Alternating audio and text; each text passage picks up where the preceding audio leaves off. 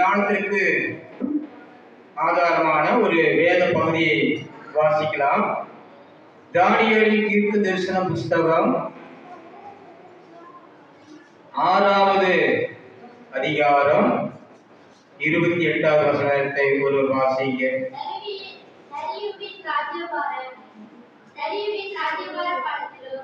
தரியுவின் ராஜ்யபார காலத்திலும் பெர்சினாகிய கோரேசுடைய ராஜ்யபார காலத்திலும் தானியேலின் காரியம் ஜெயமாயிருந்தது. எல்லா கையை தட்டி கத்தி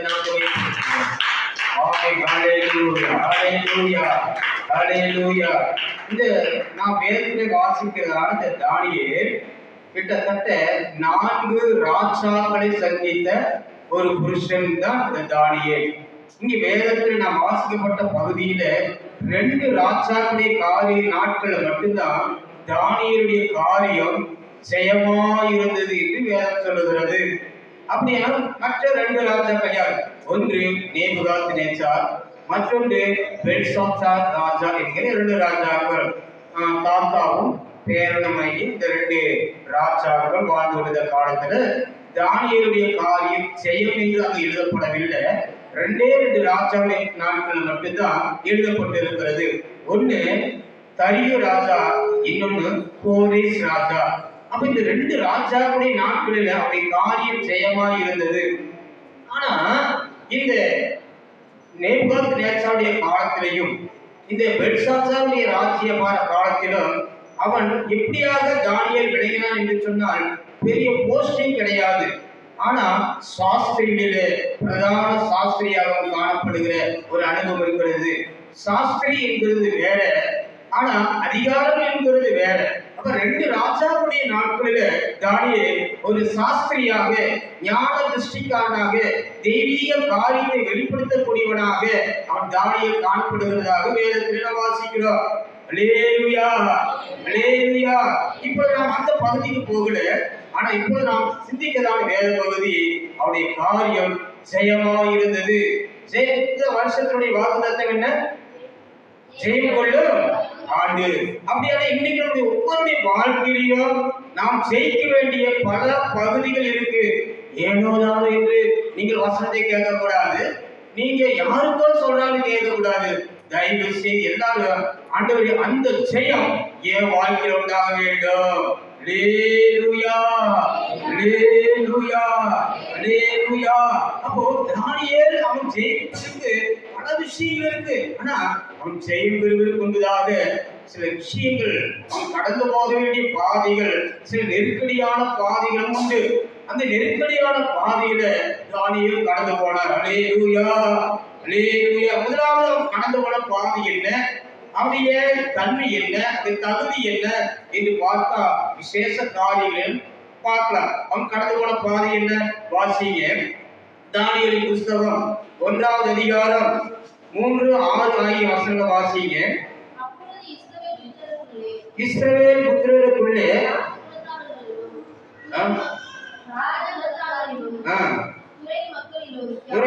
துறை மக்களில் ராஜா குமாரர்கள், ராஜ வம்சத்தில் துறை மக்கள் அடிவிலும் யாதொரு மாசு இல்லாமலும் அழகானவங்க, சகல ஞானத்திலும் தேடியவங்க, அறிவிலே சிறந்தவங்க, கல்வியிலே நிபுணர்கள், ராஜாவின் அரண்மனையிலே சேவைக்கு திறமை உள்ளவர்களாகிய சில வாலிபரை கொண்டு வரவும். இப்படி இதுல கொண்டு போகப்பட்ட இந்த புருஷன்ல ஒரு தானியேலும் கூட. அல்லேலூயா. அது பிந்தின பகுதியில் வாசிக்கலாம். அருமையானவர்களே, இந்த தானியேலுடைய தகுதி பார்த்தீங்களா? எவ்வளவு மேன்மையான தகுதி. சோத்திரம். அவங்க ராஜ குலத்தை சார்ந்தவர்கள், ராஜ துணைத்தனத்தை சார்ந்தவர்கள், சாதாரண மக்கள் இல்லை. ஆனா இன்னைக்கு பாத்தீங்கன்னா இந்த கிறிஸ்தவங்களா, இவங்க இன்ன குரூப் இப்படி அப்படின்னு ஜனங்கள் கொஞ்சம் மட்டமாக பேசுறாங்க. இல்ல, நீங்கள் நானும் ராஜ குலத்தை சார்ந்தவர்கள். ஆமென், அல்லேலூயா. அப்போ ராஜ வம்சத்திலே, ராஜ குலத்திலே கிறிஸ்துவின் மூலமாக நம்மை தேர்ந்தெடுத்தார் என்பதை நீங்கள் விசுவாசிக்கணும். அப்படின்னு தானியேல் முதலாவது அவருடைய தகுதி ராஜா குலத்தை சார்ந்தவன். ரெண்டாவது பல விஷயத்துல படிச்ச இவ்வளோ கால் வாசிடாதவன், குற்றமில்லாதவன், அளவுள்ளவன், துறைக்காரங்களை செய்வதற்கு நல்ல அதிகாரம் பெற்றவர்கள், ஞானம் படைத்தவர்கள், ராஜா அப்படியெல்லாம் எல்லா தகுதிகளும் அது தானியேலுக்குள்ள இருந்தது. அல்லேலூயா அல்லேலூயா. ஆனால் வாழ்க்கை என்ன நடந்தது? ஆறாம் வசனம் அப்படியே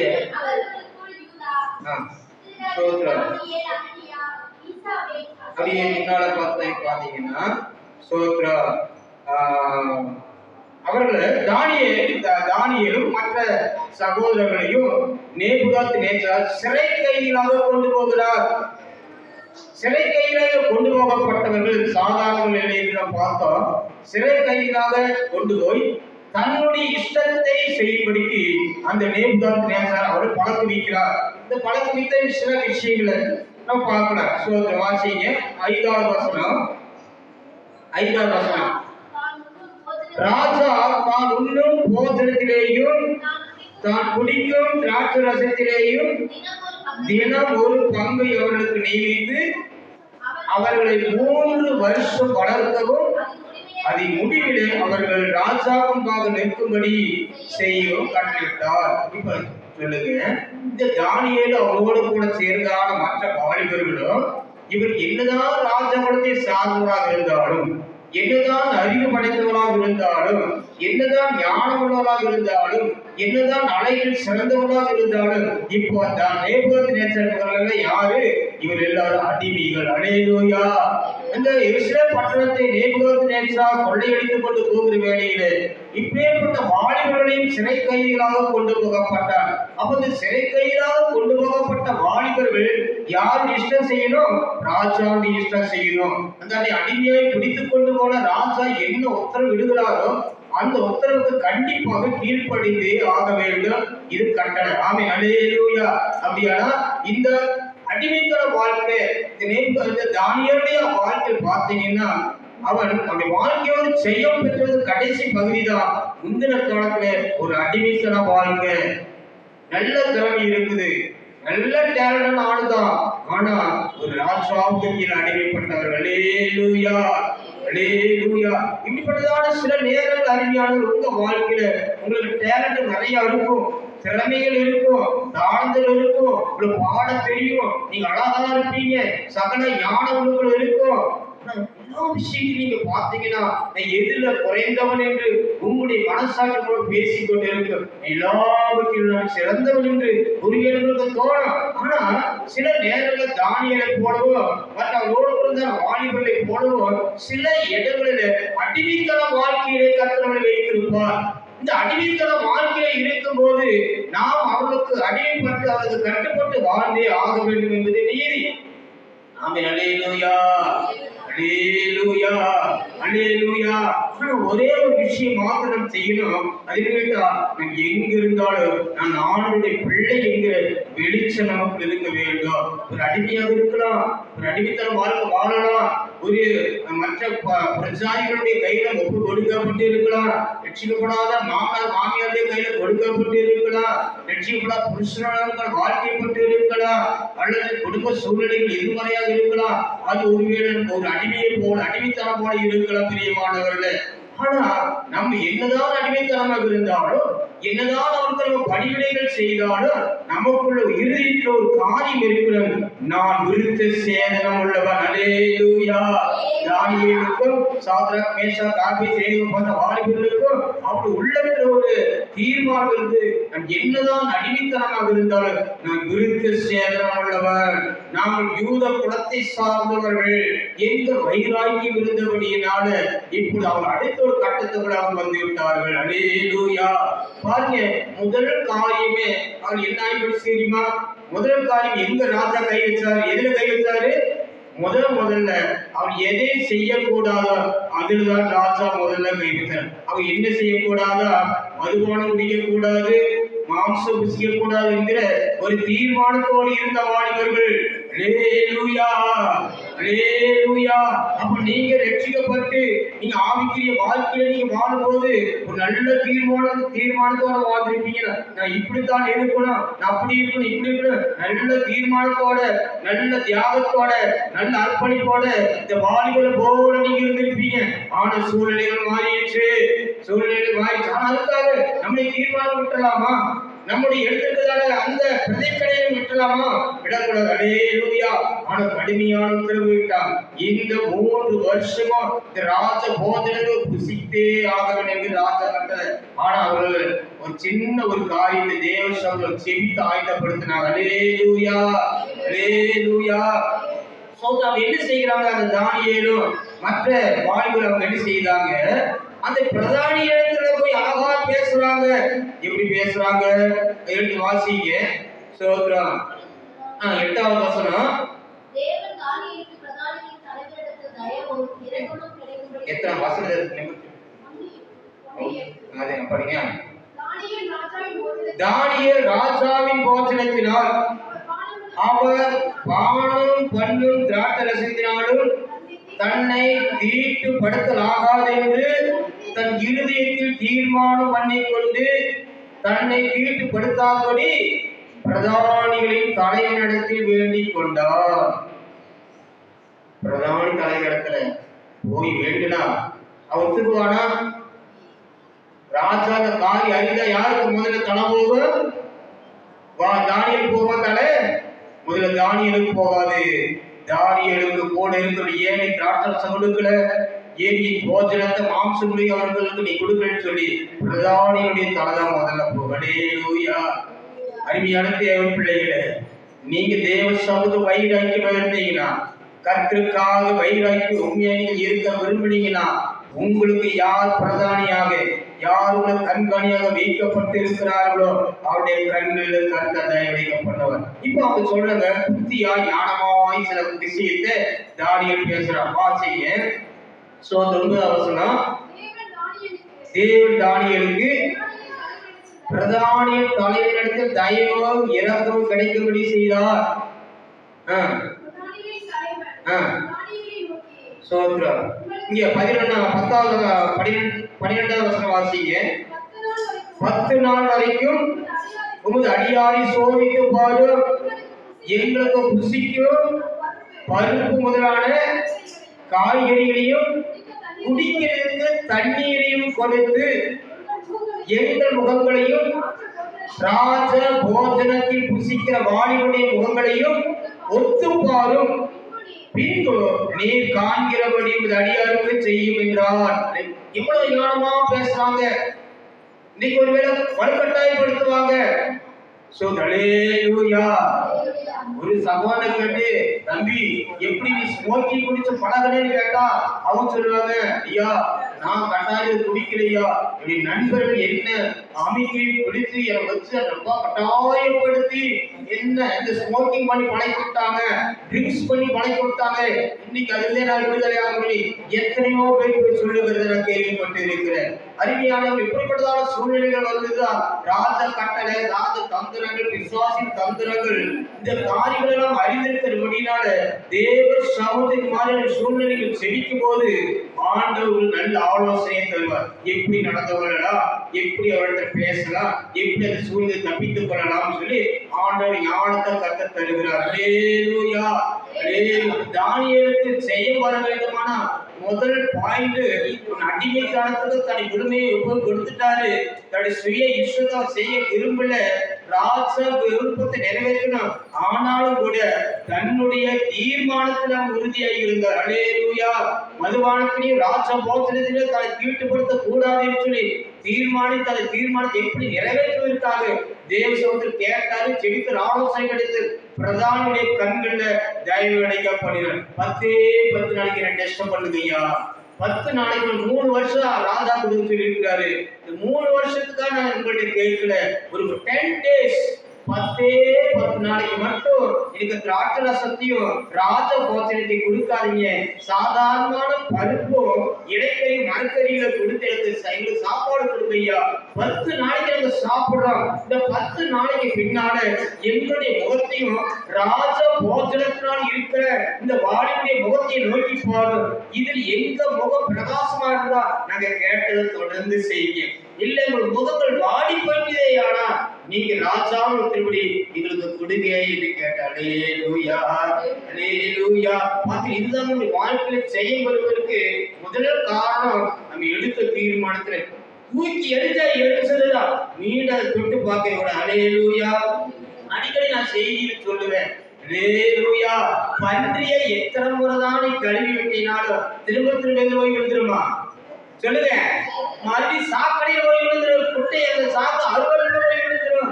பன்றி மட்டும் இல்லையே, எருமையும் அதுதான். நம்ம வாக்கியெல்லாம் சொல்லுவாங்க, டீச்சர் எல்லாம் சொல்லுவாங்க, எருமை மாதிரி நிக்கிறியாடா, ஏன்டா ஹோம்ஒர்க் செய்துட்டு வரல, ஏன்னா திரும்ப திரும்ப ஏண்டா சொன்னீங்க டீச்சர், எருமை மாதிரி நிக்கிறான்டா, மலை மேல எருமை மேல மலை வேற மாதிரி நிக்கிறான். அப்ப அது எருமைக்கும் பன்றிக்குள்ள சுபாவம் தெரியுமா? எத்தனை கழுவுனாலும் திரும்ப திரும்ப அந்த சாக்கடைக்குள்ள போய் விழுந்துருமா? அப்போ நம்ம ராஜபோசனத்துல போய் நம்ம தீட்டு பற்றுவோம்னு சொன்னா இந்த தீர்மானம் நல்ல ஒரு இனி அவனை செத்தான் சாக சோத்திரம். எப்படி செத்தாருங்க? நல்லா ட்ரெஸ் பண்ணாருங்க. ஒரு வாரமாத தண்ணி அவர் தொட்டே பார்க்கல, ஒரு வாரமாத போதையே பான்றாக போட்டதே இல்லை. ஒரு வாரம் கொஞ்சமாக சைக்கிள் விளைவி மறந்துட்டு அவர் கத்திற்குள் நெத்திரி அடைஞ்சிட்டாருங்க. அல்லேலூயா. 10 நாளைக்குள்ளேயாவது ஆண்டவர் நம்ம பிரீச்சிங் பண்றலாம் போட்டு அதை சுத்தமா கழுவியாவது பரவ அமைக்க மாட்டீங்களா? ஆமென் அல்லேலூயா. 10 நாளாயிலும் ஆண்டவர் வச்சிருந்தா கர்த்தருக்கு மகிமையா பூமி தொடர்ந்து நான் இருப்பேன். எடுத்துட்டாட்டா 10 நாளைக்குள்ள என் இருதயம், என் சரீரம், என் ஆத்மா, என் ஆவி, என் முழுமையை தூய்மையை கழுவி சுத்திகரித்து வண்ணாமை சவுக்காரத்தினால என்னை எடுத்து ஆண்டவரே ஒரு சுத்தமானாய் பரலோக ராஜ்யத்திலே வந்து சேர். இதுதான் ஒரு தீர்மானம். அதை விட்டுட்டு திரும்ப நாம் போய் விடுவோமானா அப்போ தானியேலுடைய செயல் எப்படி நம்ம வாழ்க்கையில வரும்? அல்லேலூயா. போஜனத்தில் அல்லேலூயா அல்லேலூயா அல்லேலூயா அல்லேலூயா. சோத்ரா எடுத்து வாசித்து பாருங்க. நீதிமொழி 23வது அதிகாரம் சில காரியங்கள் இப்படிதான் இருக்கு. நீதிமொழி 23வது அதிகாரம் 1வது இருந்து நீங்க எடுத்து வாசித்து பாருங்க. இந்த போஜனத்துக்கு அழகா வேதம் சொல்லப்பட்டு இருக்கிறது. சோத்ரா நீதிமொழிகள் 23வது அதிகாரம். நீ ஒரு அதிபதியோட போஜனம் உட்காரும் போது உனக்கு முன்பாக இருக்கிறதை நீ நன்றாய் கவனித்து பார். நீ போஜன பிரியனாய் இருந்தால் உன் தொண்டையிலே கத்தியை அவருடைய ருசியுள்ள பதார்த்தங்களை இச்சியாது, அவைகள் கள்ள போஜனமாவே. அது தானியேலும் அவங்க வாழ்க்கை கூட அந்த வாலிபர்களும் அந்த போஜனத்தை குறித்தான் அவ்வளவு வைராக்கியமாக இருந்தாங்க, அவ்வளவு வைராக்கியம். அப்ப நமக்கு முன்பாக இருக்கிற போஜனத்தை நல்லா கவனிச்சு பார்க்கணும். நீங்க அநேக வியாதி வர காரணம் என்ன?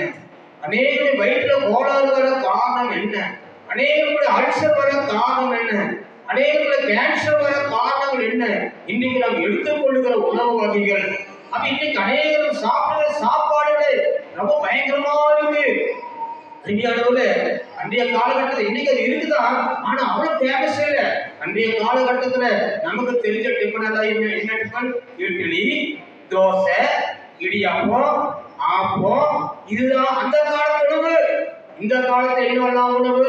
அந்த உணவு பேர் கேட்டாலே வாயிலையும் வரல, வயிற்றிலையும் போகல. அல்லேலூயா. அப்படிப்பட்ட உணவுகளை இன்னைக்கு அநேகர் எடுத்துக்கொண்டு இருக்கிறோம். இப்படிப்பட்டதான தேவையில்லாத உணவுகள் சரீரங்களுக்குள்ளே போகும்போது சரீரத்தை நம்ம சீரழிக்கிறோம். வேதம் சொல்லுகிறது, சோத்ரா, நான் கைகளால் கட்டப்பட்ட ஆடைகளை வாசம் பண்ணாமல் கைகளால் கட்டப்படாத ஆடைகளை வாசம் பண்ணுவேன், அந்த ஆடையும் நீங்களே அப்படின்னு. அந்த சரீரம் தான் என்னுடைய ஆடையும், உங்க சரீரத்துக்குள்ளே நான் வாசம் பண்ணுகிறேன். அப்போ என்னுடைய ஆடையமாகி இந்த சரீரத்தை ஒருவன் கெடுத்தா அவனை நான் கெடுப்பேன்.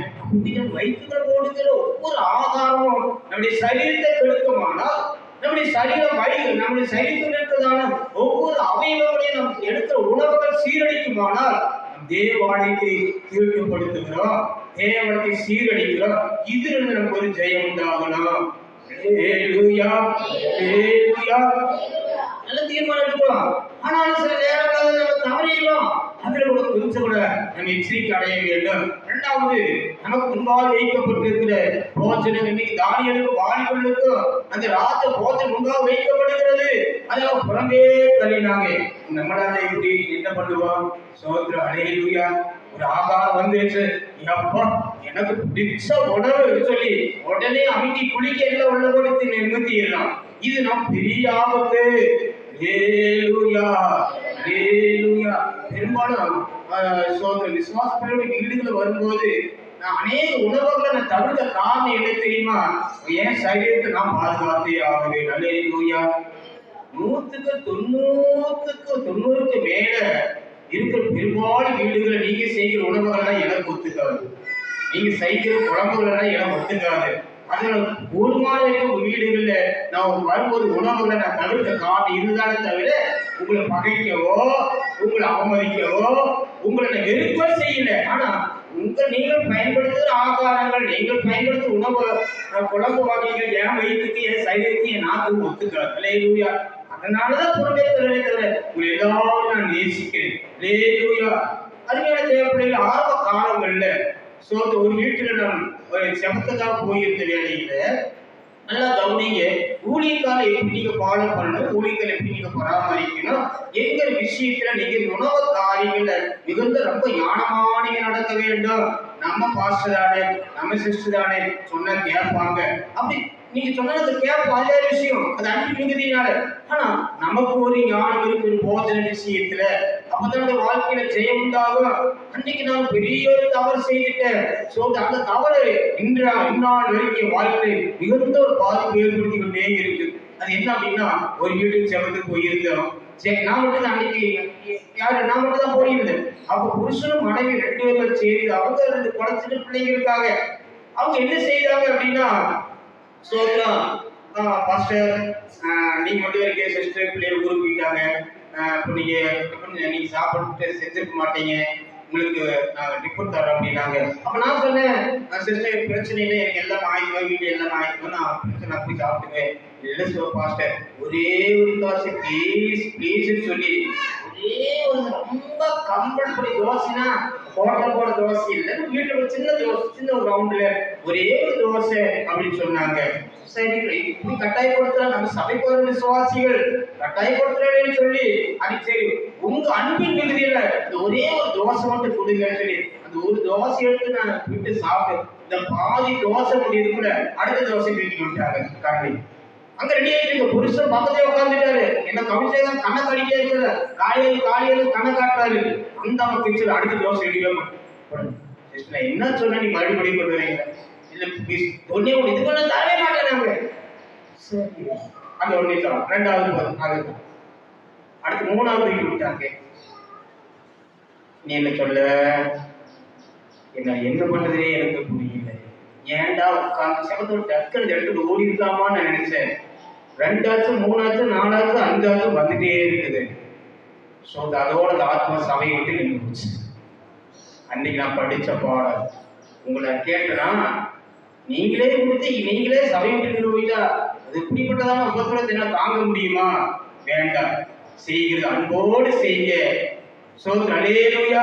பச்சை தண்ணி கொடுத்த இன்முகத்தோடு கொடுங்க, ரொம்ப நல்லது. அதனாலதான் வேலை சொல்லுது, அதிபதிக்கு முன்பா நீ உட்காரும் போது, இந்த போஜனுக்கு முன்பா உட்காரும் போது அதை நீ கவனித்து பாரு, அது கள்ள போஜனம். வேற ஏசாயா சொல்லுகிறாரு, பாத்திரத்துல பளபளப்பாய் தோன்று அதை உற்று பார்க்காதே, அது விரீன போல கடிக்கும், பாம்பு போல கடிக்கும், விரீன போல தீண்டும், இதெல்லாம் எழுதப்பட்டிருக்கீங்க. ஆகியனால சொல்லுகிறேன், இந்த மாதிரி விஷயங்கள நல்ல ஒரு தீர்மானம் எடுக்கணும். அல்லேலூயா, அல்லேலூயா. போஜனத்துல அவர் செய்ய பெற்றார்கள். அடுத்த வசனம் சொல்லுகிறது, வாசிங்க. அதே வசனம் தானியேல். அதுக்கு அடுத்தது 10ஆம் நாள் அவர்கள் பரிசோதிக்கப்பட்ட போது, படிங்கப்பா, தானியேல் 1. 10 நாள் சென்ற பின்பு ராஜ போஜனத்தினால் போஜிக்கப்பட்ட எல்லா வாலிபர்களை பார்க்கிலும் அவர்கள் முகங்கள் கலையுள்ளதாயும் சரீரம் புஷ்டியுள்ளதாயும் இருக்கிறது. ஆகையால் ஆ, ராஜாவுக்கு கட்டிட போஜனத்தை பிரதானி தள்ளி வைத்தார். அல்லேலூயா, அல்லேலூயா. வாழ்க்கை அவனுக்கு கிடைத்த அவனுக்கு முதல் சோதனையில அவன் செய்ய என்றார். ஆமென், அல்லேலூயா, அல்லேலூயா. சோத்ரம். அப்போ போஜனத்தை அவன் செய்ய பெற்றான். இப்படியாக பார்க்கும்பொழுது தரிசனங்கள் அவன் பெரிய செய்யும். இதெல்லாம் ஒரு வசனமா எடுத்து சொன்னா நமக்கு நேரம் போதாது. சோத்ரம் என்றால் உங்களுக்கு தெரியும், அந்த நேபுகாத்நேச்சார் கண்ட சொப்பனத்திற்கு அநேக அர்த்தம் சொல்ல முடியல தானே. எடுத்து படிச்சு பாருங்க. தானியேலினுடைய தீர்க்கதரிசன புஸ்தகத்துல அந்த நேபுகாத்நேச்சார் கண்ட சொப்பனத்துக்கு அர்த்தம் ஒருவருமே சொல்ல முடியல. இரண்டாவது அதிகாரத்துல அந்த பகுதி நம்ம படிக்க யாரும் போகாது. இரண்டாவது அதிகாரத்துல இருக்கு. நேபுகாத்நேச்சார் சொப்பனத்தை பார்த்தார். சொப்பனம் பார்த்து காலை எழுந்து சொப்பனம் வாங்க போயிடுச்சு. அதனால ஜோசியர்கள், சாஸ்திரிமார்கள், அது இருக்கிற எல்லா பண்டிகளை வரவழைத்து அந்த நேபுகாத்நேச்சார் அவர் ஒரு காரியம் சொல்லுகிறாரு. நான் ஒரு சொப்பனம் பார்த்தேன்.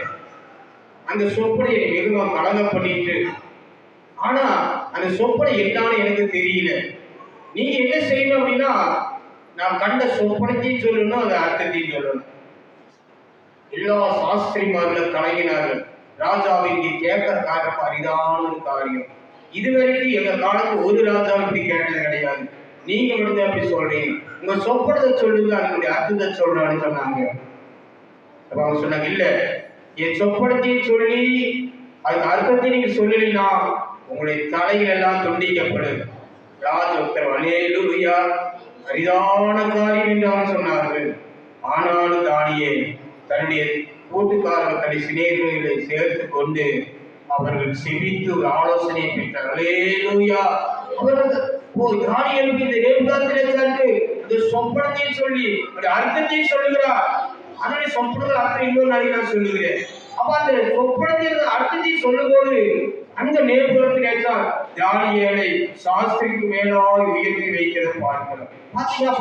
தானியேலின் வாழ்க்கை உயர்வு வர காரணம் அவன் தேவ தரிசனங்களை பெறக்கூடியவனாக அவன் காணப்படுகிறார். அப்ப உங்களுக்கு ஒரு பிரச்சனைகள் வரும்போது, உங்க குடும்பத்தில் பிரச்சனை வரும்போது, நீங்க சண்டை போட்டு மல்லு கட்டி அந்த பிரச்சனைக்கு நாம ஒரு வழியா இருப்போம், வழியை காண்போம் அப்படின்னு முயற்சி எடுக்கிற பதிலா நீங்க என்ன செய்யணும்? ஜெபிக்க வேண்டும். அல்லேலூயா.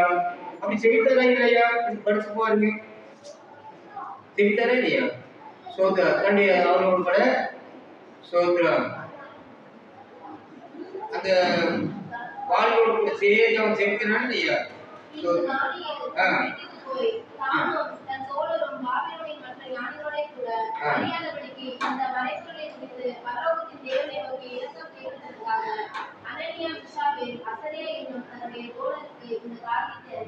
ஆமென், அல்லேலூயா. ஒரு பிரச்சனைன்னு நம்முடைய வாழ்க்கை வருமானா, அந்த பிரச்சனைகள் நம்ம ஜெயம் பெற வேண்டுமானா ஒரு காரியம் செய்யணும். நம்ம கூட இருக்கிறோட கூட சேர்ந்து இந்த பிரச்சனையை சொல்லி செபிக்க கற்றுக்கொள்ள வேண்டும். நம்ம செய்யத்தான் பெறணும். உடனே தானியேலுக்கு எல்லா ஞானம் இருக்குது, ராஜ குலத்தை சேர்ந்தவன், எனக்கு அறிவு ஞானம் இருக்குது, அதையெல்லாம் அந்த தானியேல் பயன்படுத்தினாரா? தானியேல் பயன்படுத்தினாரா? எனக்கு ஞானம் இருக்குது, அறிவு இருக்குது, ராஜ குலத்தை சேர்ந்த எல்லா விதமான தகுதியும் எனக்கு இருக்குன்னு சொல்லி உடனே ராஜாவின் மகன் தானியேல் போய் நிக்கல. அதுக்கு பதிலாக தேவனிடத்தில் ஒத்தாசை கிடைக்கும்படிக்கு தன்னோடு கூட இருக்கிற அந்த வாழ்களோடு கூட சேர்ந்து முதலாவது தேவனின் ஆலோசனை பெறும்படிக்கு அவர் காலத்திலிருந்து செபித்தார்கள். அல்லேலூயா. அப்போ தானியேலுக்கு தேவன் ஆலோசனையே கொடுக்கிறார். இந்த நேபுகாத்நேச்சார் கண்ட சொப்பனம் இதுதான், இதோட அர்த்தம் இதுதான் சொல்லி ஆண்டவர் விளக்கி கொடுக்கிறார். ஆமென், அல்லேலூயா. ராஜா கண்ட சொப்பனம் பெரிய சிலையை கண்டாரு. அது சிலைகள் பல விதமான உலோகங்கள், பொண்ணு, வெள்ளி, வெண்கல, இரும்பு, களிமண்ணு, இப்படிப்பட்ட உலக அலோகங்களால உருவாக்கப்பட்ட ஒரு பிம்பத்தை அவன் கண்டு ஒரு கல், யார் தொடாத ஒரு கல் உண்டு வந்த சிலை நொறுக்கிறதாக கண்ட சொப்பனத்தை சொல்லி அப்படியே சாம்ராஜ்யத்தினுடைய வருகையும் அவருடைய அழிவுகள் எல்லாவற்றையும் தானியேல் விலக்கி கொடுக்கிற பார்க்கிறார். அல்லேலூயா. இப்பதான் நேபுகாத்நேச்சாருக்கு வந்தது, அதிகாரத்தை கொடுக்கிற சாஸ்திரிகளுக்கு மேலாக உயர்த்தப்பட்டார். அல்லேலூயா, அல்லேலூயா. தானியேலின் தேவனே தேவன், அந்த தேவன் தான் இவை எல்லா தேவனுக்கு மேல். அல்லேலூயா. அவர்தான் இல்லையா எல்லாவற்றையும் அவர் வெளிப்படுத்துகிற தேவன். அவர்தான் மனுஷருடைய ராஜ்யம், அவர்தான் ஆளுகை செய்யக்கூடிய இந்த வெளிச்சத்தை அந்த நேபுகாத்நேச்சார் தாங்களே பார்க்கிறார். அறிவியல் இன்றைக்கு வாழ்க்கையை ஜெயபெற வேண்டுமானால் எடுக்கிற தீர்மானத்தில் உண்மையா இருங்க. இரண்டாவது, நாம் செய்ய வேண்டிய காரியங்களை மனுஷனோட போராடாம தேவ சமூகத்துல காத்திருந்து செவித்தா ஆண்டவருக்கு விடுவி தருகிறார். ஆமென். அல்லேலூயா, அல்லேலூயா, அல்லேலூயா. அதுபோல அவருடைய பேருடைய காலத்துல பெல்சாத்சாருடைய ராஜா காலத்துல அதேதான். அந்த காரியத்துல பாருங்க, அந்த பெல்சாத்சார் ராஜா என்ன செய்கிறார் எடுத்து வாசித்து பாருங்க. அவர் என்ன செய்கிறார்? ஸ்தோத்திரம். பெல்சாத்சார் ராஜா அவன் ஸ்தோத்திரம் பிரார்த்தனை முடித்து அங்கே மனைவியோடு வைப்பாட்டியோடு பிரபலத்தோடு சேர்ந்து கர்த்தருடைய பாத்திரத்தை அவன் தீடுபடுத்திக் கொண்டு இருக்கிறார். அல்லேலூயா. 5ஆம் அதிகாரத்தில் நாம் வாசிக்கிறோம். அப்பொழுது தேவனால் அனுப்பப்பட்ட ஒரு கரவண்டம் வந்து அந்த சாந்து பூசப்பட்ட சிவத்துல ஒரு வார்த்தை எழுதுச்சு. அந்த வார்த்தைக்கு விளக்கத்தை கொடுக்க எந்த சாஸ்திராலும் முடியல. ஆனா தானியேல் அதை விளக்கி கொடுத்தார். அல்லேலூயா, அல்லேலூயா. அப்போ பெல்சாத்சார் என்ன செய்கிறாரு?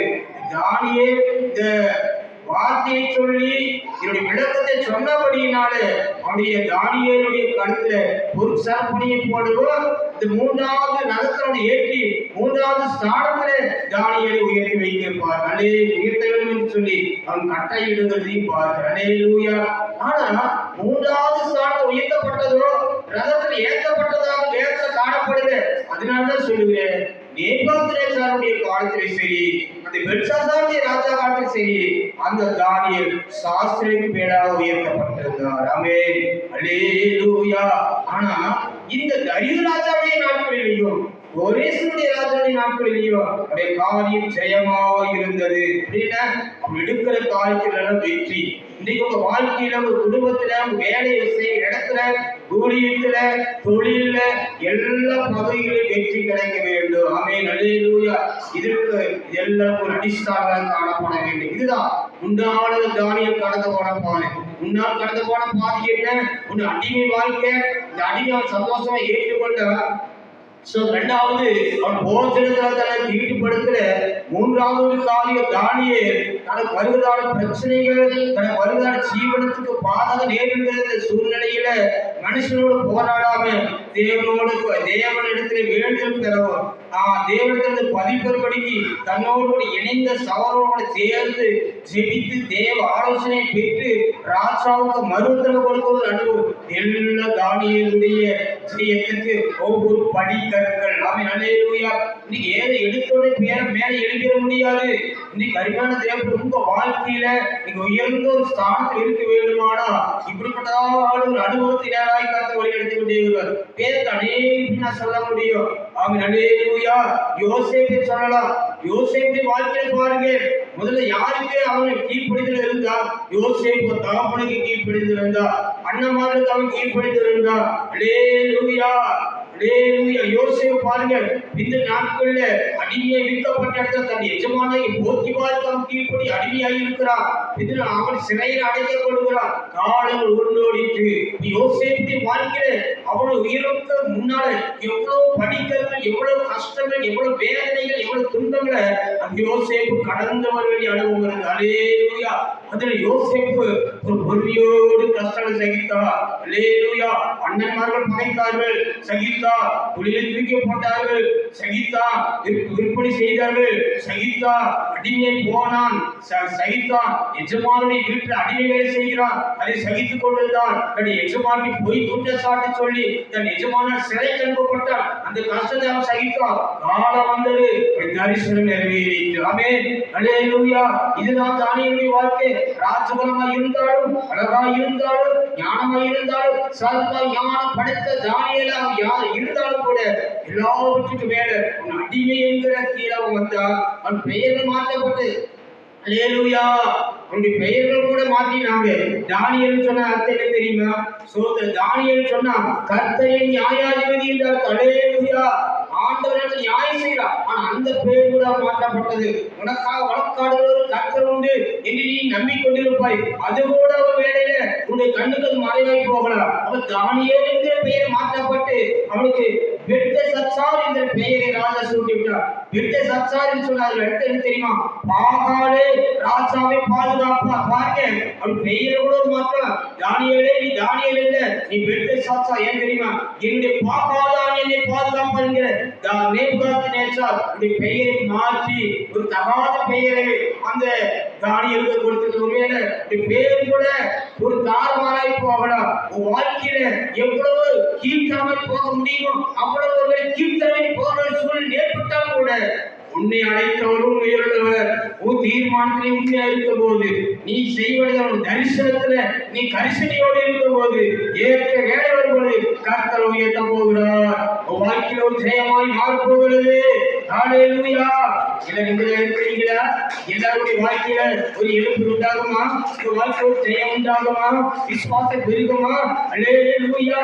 ஒரு அடிமையை நீ நினைக்காது. அடிமைதான். ஏன் தெரியுமா? ஒரு உயர்த்தவருக்கு ஒரு அடிமை தடத்தை கொண்டு வந்திருக்கிறார். அல்லேலூயா. உன்னுடைய போச்சனத்துல நெருக்கதான். ஏன் தெரியுமா? உன் வாழ்க்கையில பெரிய உயர்ந்த ஸ்தானத்தில் வரும்படிக்கு போச்சனத்தில் ஒரு பெரிய நெருக்கம் உண்டாகும். அதுல தீர்மானமா இருக்க வேண்டும். அல்லேலூயா. உன் ஜீவனத்திலே ஒரு பணைய வைக்கிற ஒரு சூழ்நிலை வரும். நீ சாப்பிட்டு ஏதுவான ஒரு நிலையில் வரும். ஆனா பயப்படாது. தேவ பிள்ளையோடு கூட சேர்ந்து நீ செவித்து பார். தேவ ஆலோசனைகளை தருவார். நீ சண்டையிட வேண்டாம், வாக்குவாதம் பண்ண வேண்டாம், தர்க்கம் பண்ண வேண்டாம். தேவ சமூகத்தில் நிற்க வேண்டும். மனுஷனோடு கூட சேர்ந்து நியாயத்தில் நிற்க வேண்டியதில்லை. போது மனிதன் நான் காப்பாற்றுறேன்னு சொல்லி மற்றவர்களை காப்பாற்ற ராஜா முன்னாடு தானியேல் போய் நிற்கவே இல்லை. தேவ சமூகத்தில் நின்றா தரிசனம் கிடைத்தது. ஆமென். அல்லேலூயா. அல்லேலூயா. ஒரு ராஜா சொன்னா நான் உயர்ந்த ஸ்தானத்தில் இருப்பேன். உன் கழுத்துல இந்த எழுதப்பட்ட எழுத்தை நீ விளக்கிட்டீனா நான் என்ன செய்ய தெரியுமா? உன் கழுத்துல சரப்பணியை போடுவேன். உன்னை மூன்றாவது ஸ்தானத்திலே ஆகிய ரதத்தில் உன்னை ஏற்கனவே உயர்த்தை சொன்னா ரெண்டு காரியங்கள் தானியேலுக்கு நடக்கல.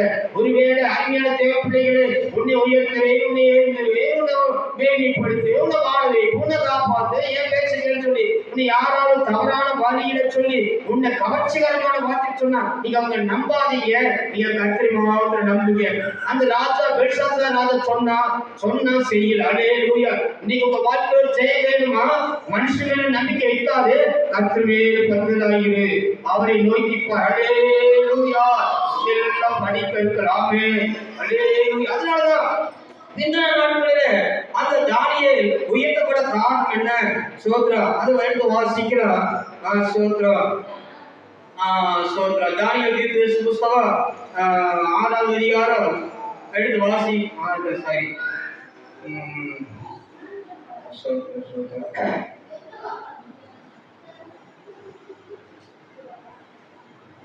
சரி 6வது வசனத்துல எடுத்து வாசிங்க. 1, 2 வாசிங்க. தொடர்ந்து வாசிங்க. தானியேல் 6:1-2. தரிய ராஜா அரசாள தொடங்கின உடனே ராஜ்யம் முழுவதும் ஆள்படிக்கு 120 நாடுகளுக்கு 120 தேசாதிபதிகளை தரிய ராஜா ஏற்படுத்தினார். அந்த தேசாதிபதிகள் கணக்கு ஒப்புவிக்கிறதற்காக அவர்களுக்கு மேலாக 100 பிரதானிகளையும் ஏற்படுத்துவது தரிவுக்கு நலவென்று கண்டது. இவர்களில் தானியேல் ஒருவனாய் இருந்தார். இப்படி இருக்கையில் தானியேல் பிரதானிகளுக்கும் தேசாதிபதிகளுக்கும் ஏற்பட்டவனாய் இருந்தான். தானியேலுக்கு ஒரு விசேஷித்த ஆவி இருந்தமையால் அவனை ராஜ்யம் முழுமைக்கும் அதிகாரியாக ஏற்படுத்த ராஜா நினைத்தான். அப்பொழுது பிரதானிகளும் தேசாதிபதிகளும் ராஜ்யத்தின் விசாரிப்பிலே தானியேலை குற்றப்படுத்தும்படி முகாந்திரம் தேடினார்கள். ஆனாலும் ஒரு முகாந்திரத்தையும் குற்றத்தையும் கண்டுபிடித்து அவர்களால் தானியேலுடைய காரியம் ஜெயமாயிருந்த காரணம் தெரியுமா? அவர் சாஸ்திரி என்கிற ஸ்தானத்திலிருந்து சற்று மேல அடுத்த ஸ்தானம் உயர்த்தப்பட்டு இருக்கிறார். ஏன் தெரியுமா? தரியு ராஜா அவங்க தேசத்தை ஆளுகை செய்ய வரும்போது தானியேலுடைய காரியங்கள் கெட்டமாய் விசாரிக்கப்பட்டது. அல்லேலூயா. தானியேல் யார்? அவன் யூதேய தேசத்து ராஜபுரத்தை சார்ந்தவன். சாஸ்திரிகளுக்கு மேலாக நேபுகாத்நேச்சர் உயர்த்தி வைத்தார். அவன் எல்லா ஞான திருஷ்டிகளையும் அவன் வெளிப்படுத்துவான், கருதலானவைகளை கூட வெளிப்படுத்துவான் என்ற இந்த காரியங்கள் எல்லாம் அந்த தரியு அறிந்த பின்பு தானியேலை சாஸ்திரம் உயர்த்தப்பட்டு இந்த தேசத்தையே ராஜாவுக்கு நஷ்டமாக இருக்க வேண்டுமானால் 120 நாடுகளுக்கு 120 தேசாதிபதிகள் ஏற்படுத்தினா அதுல அந்த 120 தேசாதிபதிகளுக்கு மேல 3 பிரதானிகளை ஏற்படுத்தின. அந்த 120 பேரையும் விசாரிக்க 3 பேரை ஏற்படுத்தினா அந்த 3 பேர்ல மேல ஒருத்தா உயர்த்தப்பட்டதா தானியேல். அல்லேலூயா, அல்லேலூயா. பாத்தீங்களா? அப்போ இன்னைக்கு சாதாரணப்பட்டவங்க இருக்க முடியாது. தேவனுக்காக என்னைக்கு வைராக்கியமா இருக்கிறோமோ, ஒருவேளை நீங்க எதிரோ குறைவுதான் பரவாயில்ல, ஆனா கர்த்தருடைய விஷயத்துல மாதிரி வைராக்கியம் நின்று பாருங்க, ஆண்டவர் எல்லாருக்கும் மேலாய் கர்த்தரை உயர்த்துவார். அல்லேலூயா. இந்த 2 ராஜாக்களும் நேபுகாத்நேச்சாரும் பெல்சாத்சார் ராஜாவும் இவங்க 2 பேரும் தானியேல் அறிந்திருந்த கூட ராஜ்யமேன்மை அவங்க கொடுக்கப்படல. ஆனா அவருடைய காரியம் அவர் செய்யல. ஆனா பிரஜாதி ராஜா இன்னொரு வந்தா தானியேல் மேல உயர்த்தி வச்சார். ஒருவேளை இன்னைக்கு நீங்க நினைக்கலாம், நான் எவ்வளவு செய்கிறேன், எவ்வளவு காரியங்கள் பண்ணுகிறேன், இப்படியா நான் வெளிப்படுத்துகிறேன், எனக்கு ஒரு உயர்வா இல்லையா, என் வாழ்க்கை இப்படித்தான், என் வாழ்க்கை முடியுமா, இதுதான் நடக்குமா, இதுதான் முடிவு என்று ஒருவேளை இன்னைக்கு நீங்க யாராவது நினைச்சு கொண்டுதா, காலம் வரும், அமைதியா இருங்க, ஏற்ற வேலையில் கர்த்தர் உயர்த்துவார். உயர்த்துவதற்கு ஆட்களை கர்த்தர் ஏற்படுத்துவார். அந்த காலம் வரும் வரைக்கும் சற்று பொறுமையாக நீங்கள் அழைக்கப்பட்ட அழைப்பிலே நீங்கள் உண்மையாக இருந்தால் ஏற்ற வேலையில் உயர்த்தப்படுவீர்கள். அல்லேலூயா, அல்லேலூயா, அல்லேலூயா. அப்போ தானியேலுடைய வாழ்க்கையில எப்படிங்க ஜெயம் வந்தது? இன்னொரு விஷயம், அடுத்த கட்டவருடைய ஸ்டெப் என்ன தெரியுமா? இந்த தானியேலை குற்றம் பிடிக்கும்படிக்கு இந்த தேசாதிபதிகள் ஒரு தீர்மானம் பண்ணினாங்க. எத்தனை நாளைக்கு தங்களுடைய தேவனை கொடுக்கணும்னு சொன்னாங்க? 30 நாள் வரைக்கும். அல்லேலூயா. 30 நாள் வரைக்கும் இந்த தானியேலை எல்லா குற்றம் தேடி பார்த்தாங்க. இவங்க ஏதாவது குற்றம் பிடிக்கலாமா? இன்னைக்கு அநேகர் நம்ம குற்றம் பிடிப்பாங்க, பேச்ச குற்றம் பிடிப்பாங்க, சொல்லு நம்ம செயல குற்றம் பிடிப்பாங்க, கொடுக்கல் வாங்கல குற்றம் பிடிப்பாங்க, பரிசுத்தத்தை குற்றம் பண்ணுவாங்க, ஏதோ விஷயத்துல நம்ம குற்றம் பிடிப்பாங்க. இது தப்பே இல்லைன்னு யாராவது ஒருத்தர் சொல்ல முடியும்? இந்த இடத்துல என் வாழ்க்கை எந்த குறையுமே இல்லை, இல்லை நான் பர்ஃபெக்டா இருக்கிறேன், யாராவது சொல்ல முடியுமா? முடியவே முடியாது. ஆனா தானியேலுடைய வாழ்க்கையில எந்த ஒரு சின்ன மாசோட முந்தின அதிகாரத்தில் நம்ம படிச்சுட்டோம், மாசு இல்லாத வாலிபர்கள் ஒருவன் தான் இந்த தானியேல். அல்லேலூயா. மாசு இல்லாதவர். அப்போ தேசாதிபதியில ஒரு குற்றங்கள தானியேலை கண்டுபிடிக்க முடியல. அப்ப என்னதான் பண்றது பார்த்தாங்க. தானியேல் விசேஷித்து ஒரு குணம் இருந்தது. என்ன தெரியுமா? தினமும் 3 வேளை செபிக்கிற குணம் இருக்கு. சாமி அல்லேலூயா. இன்னைக்கு அநேக தேவனுடைய வாழ்க்கையில ஜெயம் பெற வேண்டுமானா தேவ சமூகத்துல ஒரு குறிக்கப்பட்ட ஒரு நேரத்தை நம்ம எடுத்து நம்ம செபிக்க வேண்டும். நீங்க பெரும்பாலும் ஜெபத்துல பல விதத்துல இருக்கிறாங்க. நேரம் கிடைச்ச போதெல்லாம் செபிக்கிறவங்க இருக்கிறாங்க. சிலர் எனக்கு அப்படியெல்லாம் செபிக்க முடியாது, அதிகாலை 5 மணிக்கு ஜெபம் பண்ணுவேன், மத்தியானம் டைம் கிடைச்சா அந்த பிரேக் டைம் நான் ஜெபம் பண்ணுவேன், அடுத்து சாயந்தரம் படுக்கைக்கு ஒரு ஜெபம், படுக்கைக்கு போகும்போது ஒரு ஜெபம் பண்ணுவேன் சொல்லுவாங்க. சிலர் நடுரா ஜாமுன் எழுப்பினா ஜெயிப்பிச்சு. சிலர் டைமை குறிச்சுக்குவாங்க, அந்த டைமை குறிப்பிட்ட டைம்ல ஜெயிப்பாங்க. சிலருக்கு அந்த டைம் அவங்க குறிக்க முடியறதில்லை, நேரம் செவிக்கொண்டே இருப்பாங்க. எப்படி செவிக்கிறது? சரி. அப்போ தேவ சமூகத்தில் தங்கள் தாழ்த்தி செவிக்கிற பழக்கத்தை உடையவர்கள் நிச்சயமாய் ஜெயம் பெறுவார்கள். அல்லேலூயா, அல்லேலூயா. தேவ அப்போ அந்த செவிக்கிற பழக்கத்தை வச்சு என்ன குற்றப்பிடிக்கிறான்னு சொல்லி ஆட்கள் சொன்னாங்க. 30 நாளைக்குள்ள தங்களுடைய ராஜாத்தான் வணங்கணும், தங்களுடைய தெய்வத்தை வணங்கினா அவள் சிங்கத்தின் புகையில போடப்பட வேண்டும் என்று சொல்லி ராஜாவுடைய உத்தரவாதம் கேட்டுக்கொண்டாங்க. அல்லேலூயா. அப்ப ராஜா விஷயம் தெரியாது, ராஜா எழுதி உத்தரவாட்டாச்சு. ஆனா தானியேல் தன் வீட்டுக்கு போய் எருசலேமுக்கு நேராக பலகை, அதாவது ஜன்னலை திறந்து வச்சு 3 வேளை செவித்தார். இத அந்த தேசாதிபதிகள் கண்டாங்க. பார்த்துட்டு ராஜா போய் சொன்னாங்க, ராஜாவே நீர் பிரதானிகளுக்கு மேல உயர்த்தி வைக்கிறே தானியேல், அவன் 3 வேளை தன்னுடைய தெய்வத்தை கும்பிடுறான், உங்களை கும்பிடல, ராஜாவை மதிக்கிற, கட்டளையை மதிக்கிறேன்னு சொன்னான். அல்லேலூயா. வேலை சொல்லுகிறது, அது வாசி நேரம் இல்லை, அந்த வேலை சொல்லுகிறது தானியேல் சொன்ன போது ராஜாவுடைய இறுதியை கலைவி. ஏன்னா அந்த தரியு ராஜா தானியேல் அவ்வளவு பிரியமா இருந்தாரு. ஆகினால தானியேல் அவ்வளவு மேன்மையாக ஏற்றி வைத்திருந்தாரு. அருமையான, ஒருவேளை உங்களுக்கு நன்மை செய்யக்கூடியவங்க, உங்களுக்கு பிரியமாய் இருக்கிறவங்க, உங்களுக்கு சோதர உங்களை வாழ வைக்கிறவங்க, உங்களை உயர்த்துறவங்க, அவங்களையே சில சத்துரு தூண்டி விடுவான். அவங்கள உங்களுக்கு ஒரு வேலை எதிராக எழுப்புற ஒரு சூழ்நிலை வரும். அல்லது அவர் அறியாமலேயே உங்களுக்கு அவர் அறியாமலே உங்களுக்கு தீவி செய்கிற ஒரு சூழ்நிலை நேரிட்டாரா? ஆனா நீங்க பயப்படாதீங்க.